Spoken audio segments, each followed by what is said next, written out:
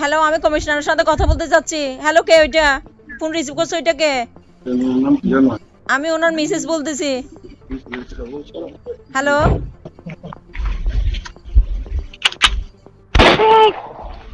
ওকে phone call, bore কান্না, বাচ্চা কলের শিক্ষার আর ঠিক কয়েক মুহূর্ত পরই বন্দুক যুদ্ধত মারা যাওয়ার ঘোষণা।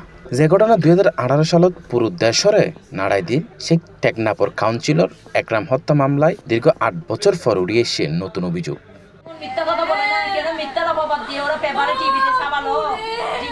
আন্তর্জাতিক অপরাধ ট্রাইব্যুনালত জমা পড়ছে তদন্ত প্রতিবেদন, যেটা সাবেক প্রধানমন্ত্রী শেখ হাসিনা সহ 11 জনের বিরুদ্ধে অভিযোগ আনা হয়। আর চিফ প্রসিকিউটরের দাবি, এই হত্যাকাণ্ডের নেপথ্যে ছিল সাবেক সংসদ সদস্য বদিউর রহমান বদি।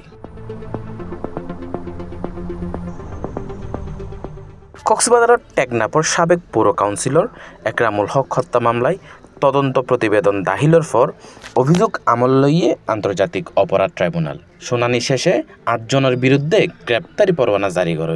আর অন্য 3 জন আগতনি অন্য মামলাত আটক থাকার কারণে তারারে আদালতত হাজিরা করার নির্দেশ দিয়ে ট্রাইব্যুনাল আগামী 25 আগস্ট মামলার পরবর্তী শুনানির দিন ধার্যকরণ করে।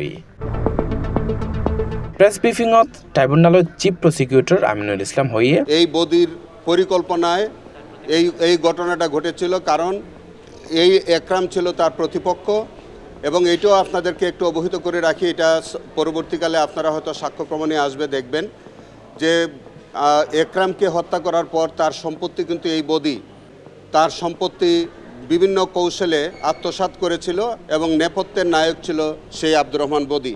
2018 সালের 27 মে রেবল্লাই কথিত বন্দুক যুদ্ধত নিহত হইয়ে একরামুল হক। সেই সময় আইন শৃঙ্খলা বাহিনীর পক্ষতন তারে মাদক ব্যবসায়ী হিসেবে দাবি করা হয়। তবে ঘটনার পরপর একরামর বোর ফরে শেষ ফোনালাফর উগ্র অডিও প্রকাশ পেলে দেশ জুড়ে তীব্র আলোড়ন সৃষ্টি হইয়ে। পরিবারের দাবি আছিল ইয়ান হন বন্দুক যুদ্ধ নয়, বরং পূর্ব পরিকল্পিত হত্যা, যদিও সে সময় র্যাব সেই অভিযোগ অস্বীকার করছিল।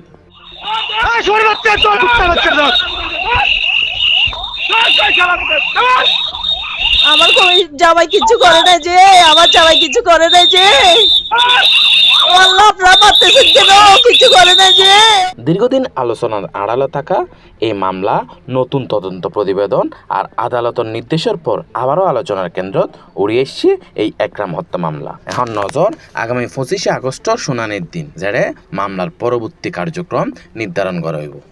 এবং অত্যন্ত আবেগ আপ্লুত হয়ে তারা এই ভিডিও ফুটেজটি দেখেছেন এবং এই আসামিদের বিরুদ্ধে ট্রাইব্যুনাল অভিযোগ আমলে নিয়েছেন এবং আমাদের প্রেয়ার অনুযায়ী যারা ইতিমধ্যে গ্রেফতার আছে তাদেরকে এই মামলায় শোনারেস্ট করেছেন, যারা পলাতক আছে তাদের বিরুদ্ধে গ্রেফতারি পরোয়ানা দিয়েছেন।